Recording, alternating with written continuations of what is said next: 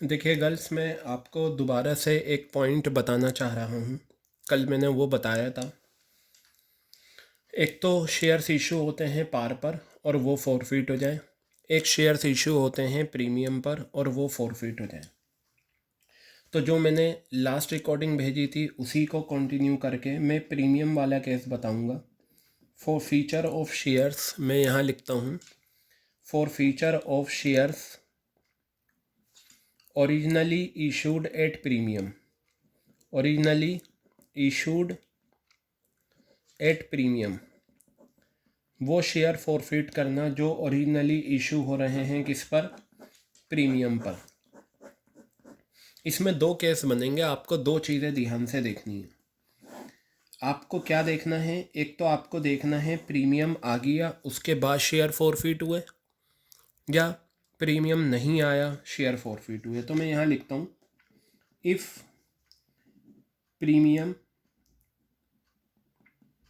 Not receive, अगर premium receive नहीं हुआ, ठीक है। और यहाँ पर मैं ले रहा हूँ इफ़ प्रीमियम रिसीव्ड, अगर प्रीमियम रिसीव हो गया। क्लियर है बात? इफ़ प्रीमियम नॉट रिसीव और इफ़ प्रीमियम रिसीव्ड, दोनों में क्या चीज़ है। देखिए मैं एक एग्जांपल लेता हूँ यहाँ पर। ये फेस वैल्यू कितनी है, 10 रुपये। एप्लीकेशन आपकी आ गई 4 रुपये। अलॉटमेंट में लेता हूँ 5 रुपये। 5 रुपये में 3 रुपये की अलॉटमेंट है, 2 रुपये का क्या है, प्रीमियम है। क्या है, 2 रुपये का प्रीमियम। और मैं इसमें फ़र्स्ट कॉल तक लेता हूँ, बस फर्स्ट एंड फाइनल। जो फर्स्ट है वही फाइनल है। तो बताइए, आप खुद बताएंगे कि फर्स्ट एंड फाइनल में कितने रुपए आने चाहिए। मैंने बताया था जब शेयर्स इशू होते हैं प्रीमियम पर तो प्रीमियम को हटाकर हम 10 रुपये बनाते हैं।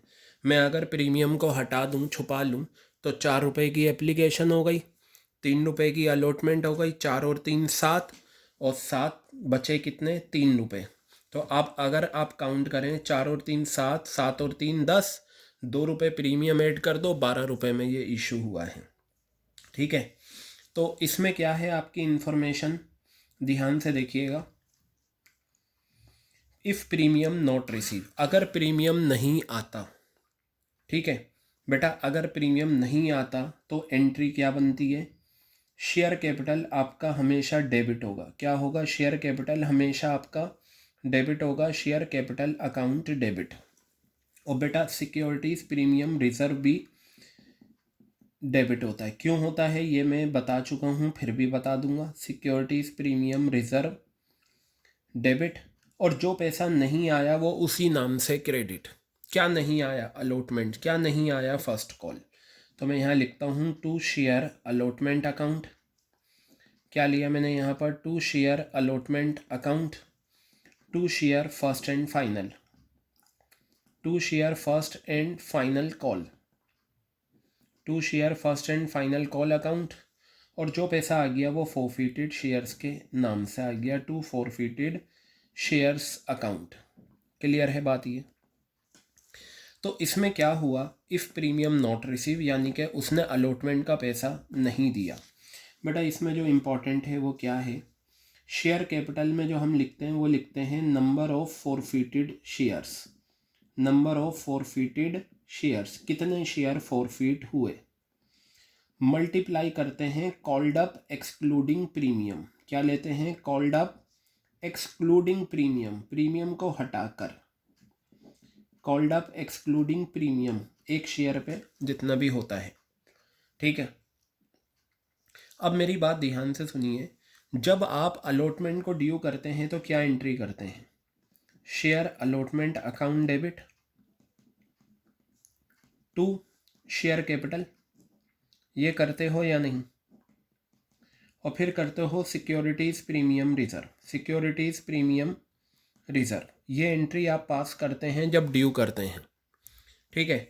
तो ये जो आपकी सिचुएशन थी, इसमें आपने अलॉटमेंट की ये ड्यू करने वाली एंट्री कर दी थी। क्या करा था आपने, ये ड्यू करने वाली एंट्री करी। इस बंदे ने अलॉटमेंट का पैसा नहीं दिया।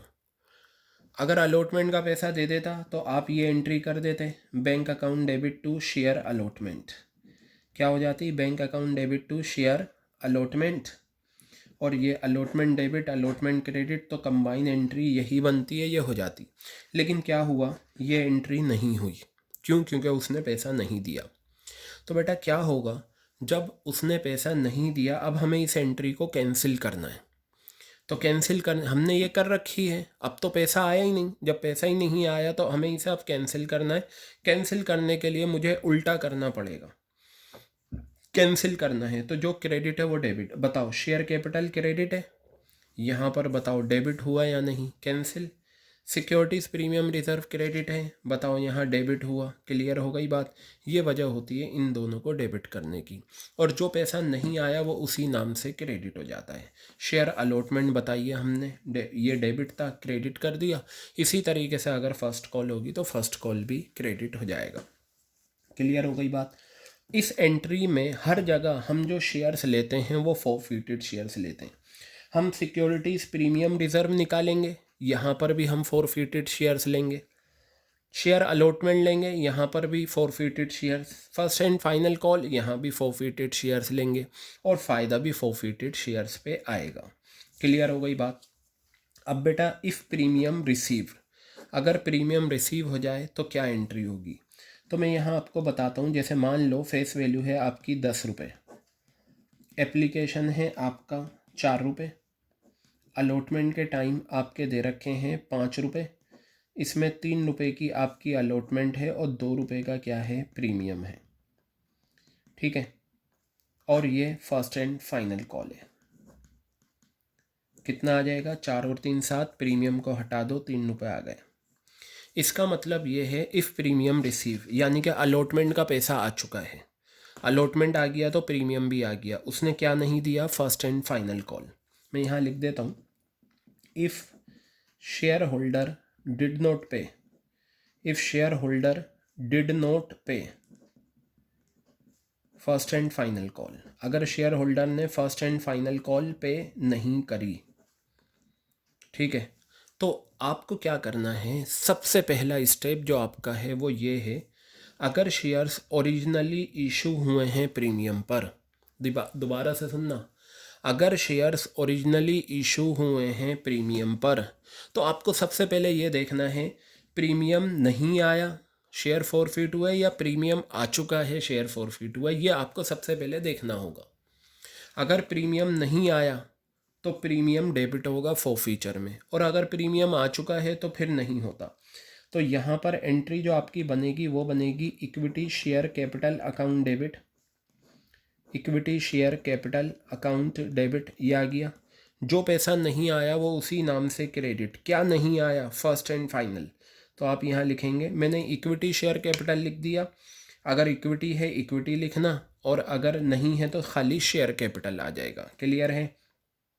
चलो फिलहाल मैं इक्विटी यहाँ से हटा देता हूँ, ठीक है। Share capital account debit to share first and final, to share first and final call account, और जो पैसा आ चुका है बेटा वो फॉरफिटेड शेयर्स के नाम से आ जाएगा, to forfeited shares account, to forfeited shares account, clear है।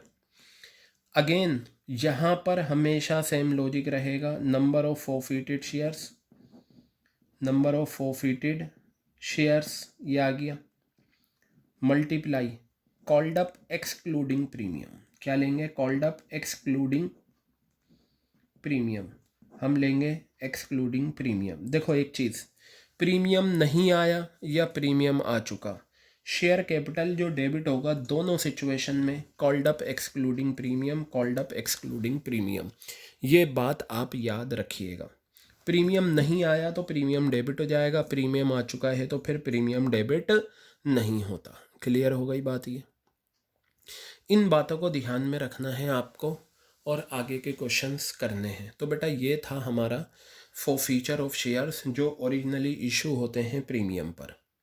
तो प्रीमियम पर जब हम इशू करेंगे तो हमें ऐसे करना होता है, ठीक है। इस चीज़ को नोट डाउन कर लें आप, और इसको नोट डाउन करने के बाद इस पर हमने एक रिकॉर्डिंग मैंने करी है, ठीक है, क्वेश्चन नंबर 40 और 42 की, उसमें इसी पर बेस्ड है, ठीक है। तो कुछ केसेस ऐसे हैं जिसमें प्रीमियम नहीं आया, कुछ ऐसे हैं जिन पर प्रीमियम आ चुका है। तो अभी तक जो हमने करा है वो हमने करा क्या है, वो हमने फीचर की एंट्रीज़ करी हैं। बेटा आगे की रिकॉर्डिंग में हमें री इशू की भी एंट्रीज़ करनी है ताकि वो भी आपके अच्छे से प्रिपेयर हो जाए। ठीक है, तो इसे प्रिपेयर करें। ठीक है, और आगे का हम नेक्स्ट रिकॉर्डिंग में करते हैं।